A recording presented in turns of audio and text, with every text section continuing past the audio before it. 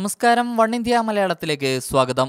ആദ്യ ജയം ലക്ഷ്യമിട്ട് IPL-ൽ റോയൽ ചലഞ്ചേഴ്സ് ബാംഗ്ലൂർ ഇന്ന് കൊൽക്കത്ത നൈറ്റ് റൈഡേഴ്സിനെ നേരിടുകയാണ്. മത്സരത്തിൽ ടോസ് നേടിയ കൊൽക്കത്ത നൈറ്റ് റൈഡേഴ്സ് ബോളിംഗ് തെരഞ്ഞെടുത്തു.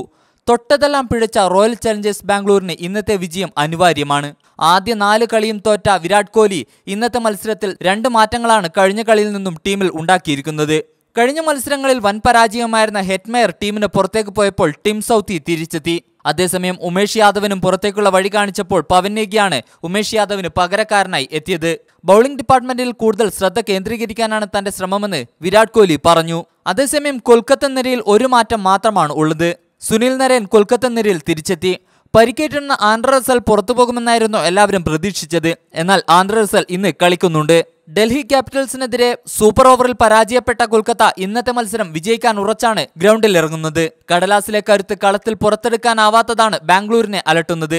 വിരാട് കോഹ്ലിയും AB ഡിവിലിയേഴ്സും പ്രതീക്ഷയ്ക്കൊത്ത് ഉയരുന്നില്ല. ഭേദപ്പെട്ട പ്രകടനം നടത്താനായത് പാർത്ഥിവ് പട്ടേലിന് മാത്രമാണ്. യുസ്വേന്ദ്ര ചാഹലിലാണ് ബൌളിംഗ് ഡിപ്പാർട്ട്മെന്റിന്റെ പ്രതീക്ഷ എല്ലാം ഉള്ളത്. 3 മത്സരം മാത്രമാണ് കൊൽക്കത്ത കളിച്ചത്. അതിൽ 2 മത്സരങ്ങൾ വിജയിച്ചിരുന്നു. ഡൽഹിയോട് പരാജയപ്പെട്ടത് സൂപ്പർ ഓവറിലായിരുന്നു. കൂറ്റനടികളുമായി ആൻഡ്രെ റസലും അതുപോലെ നിതീഷ് റാണയും മികച്ച ഫോമിലാണ്. റോബിൻ ഉത്തപ്പ, ശുഭ്മാൻ ഗിൽ എന്നിവർ കൂടി ചേരുമ്പോൾ ബാറ്റിംഗ് നിര ശക്തമാണ്. സുനിൽ നരേൻ, പീയൂഷ് ചൗള, കുൽദീപ് യാദവ് ത്രയത്തിലാണ് ബോളിംഗ് പ്രതീക്ഷ. ഇതിനു മുൻപ് കൊൽക്കത്തയും ബാംഗ്ലൂരും തമ്മിൽ 23 കളികളിലാണ് ഏറ്റുമുട്ടിയത്. കൊൽക്കത്ത 14ലും ബാംഗ്ലൂർ 9 മത്സരങ്ങളിലും വിജയിച്ചിരുന്നു. IPL-ന്റെ കൂടുതൽ വാർത്തകൾക്കും വിശേഷങ്ങൾക്കുമായി വൺ ഇന്ത്യ മലയാളം സന്ദർശിക്കൂ.